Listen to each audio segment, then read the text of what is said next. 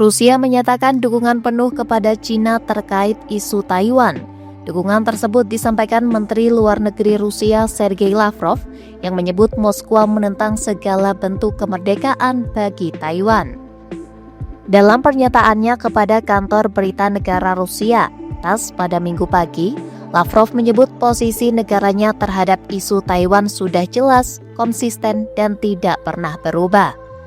Lavrov mengatakan, Rusia mengakui Taiwan sebagai bagian integral dari Republik Rakyat Cina dan menentang segala bentuk kemerdekaan bagi pulau tersebut.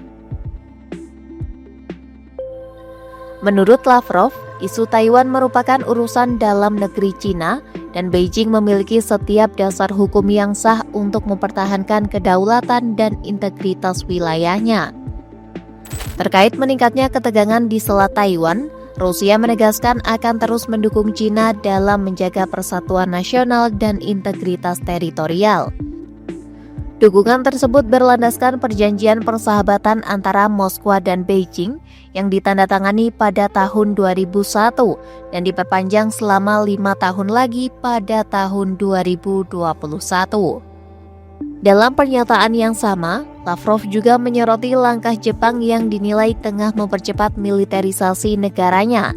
Ia menilai kebijakan tersebut dapat memberikan dampak buruk terhadap stabilitas kawasan Asia Timur. Lavrov mengimbau Jepang untuk mempertimbangkan setiap keputusan dengan hati-hati dan tidak bertindak terburu-buru di tengah ketegangan regional.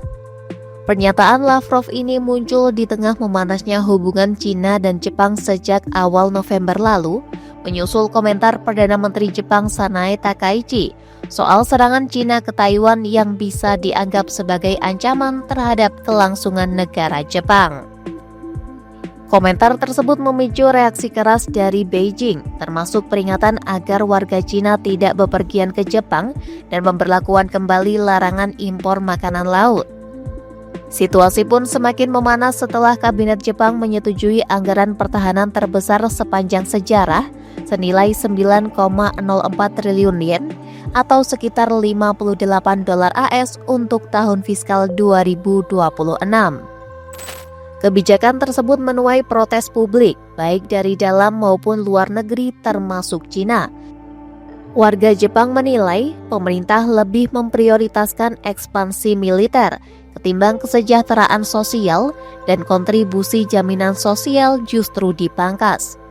Sementara Cina mengecam keras rencana tersebut dan menilai langkah itu sebagai pelanggaran terang-terangan terhadap norma-norma internasional.